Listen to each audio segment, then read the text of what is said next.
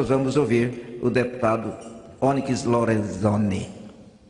Senhor presidente, senhoras e senhores deputados, eu quero juntar a minha voz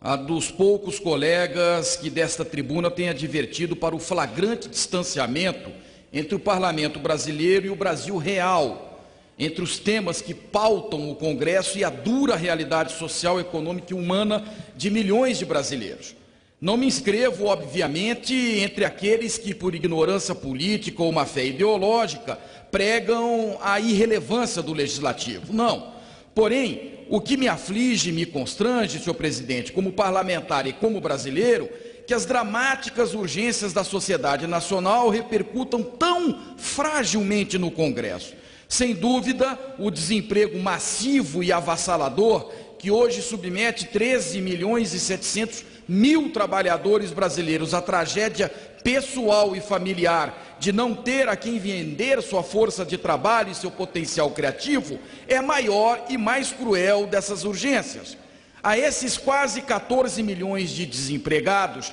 que peregrinam em busca de um trabalho que lhes devolva dignidade, juntam-se outros 4.600.000 brasileiros que simplesmente desistiram de procurar emprego e que são designados pela burocracia oficial como desalentados.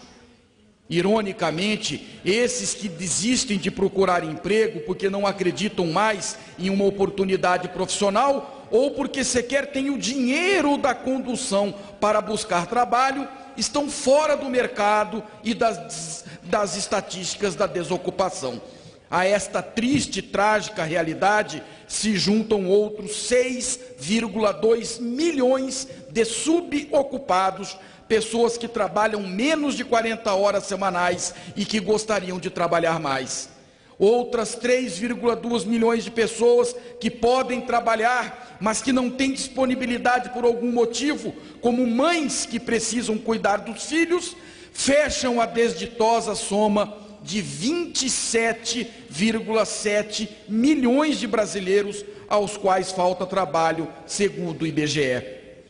Esses milhões de desempregados, subocupados ou desalentados não podem ser encarados como meros números de uma estatística que banaliza o drama do ser humano que se vê tolhido em seu direito fundamental a trabalho digno e a remuneração justa. As imensas filas que se formam ao menor aceno de oferta de emprego não podem ser confundidas com procissão de desvalidos, mas sim encaradas como dramática evidência de que políticas econômicas erráticas, associadas à corrupção que alimentou e ainda alimenta o obsceno conúbio entre o Estado e um capitalismo predatório, parasitaram a economia nacional e pariram um monstro repulsivo que consumiu milhões de postos de trabalho. Senhoras e senhores deputados, o fim próximo do atual governo e a natural mobilização para as eleições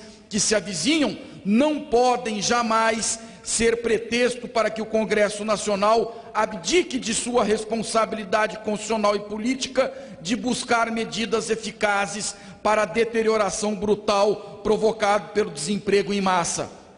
A Câmara Federal tem o dever ético, o dever moral de articular um pacto nacional contra o desemprego, convocando as forças produtivas, os organismos públicos, organizações corporativas, para debater alternativas que reduzam de forma progressiva e consistente a trágica e desumana sangria que aniquila milhões de postos de trabalho e aflige e humilha milhões de trabalhadores. Tão ou mais vergonhoso que o desemprego em massa em um país de tantas potencialidades é a omissão daqueles que ignoram a tragédia social e humana que ele encarna e reproduz. Senhor presidente, que esta parte do pronunciamento seja repercutida pela Voz do Brasil. E agora eu aproveito nesses 2 minutos e 30 segundos que me restam para destacar uma preocupação que me aflige.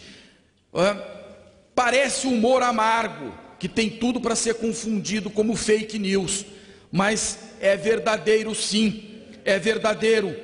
que o Conselho Consultivo sobre Internet e Eleições, criado pelo Tribunal Superior Eleitoral para discutir estratégias de combate à disseminação de notícias falsas, as tais fake news, não se reúne há mais de 2 meses. Ora, senhor presidente, nada justifica que um colegiado de alto nível,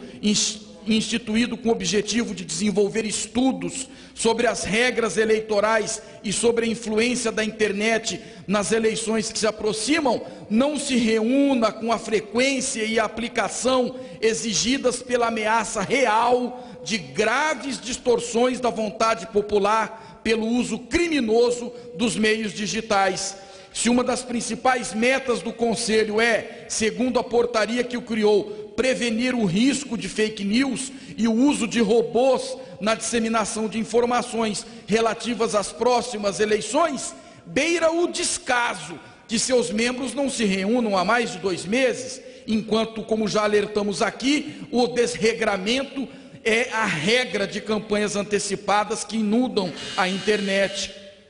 Por isso, senhor presidente, a perplexidade que toma todos nós diante da letargia de um colegiado que tem ou teria a estratégica responsabilidade política de preservar minimamente as próximas eleições dos crimes cibernéticos. E isso nos remete a Vinícius de Moraes, o nosso imortal poetinha, que diz no último verso de Cotidiano número 2: às vezes quero crer, mas não consigo, é tudo uma total insensatez. Aí pergunto a Deus: escute, amigo, se foi para desfazer, por que é que se fez? Senhor presidente, que esta parte do pronunciamento que destaca a minha preocupação em relação à inércia do Conselho Consultivo do TSE também repercuta na Voz do Brasil, por especial obséquio.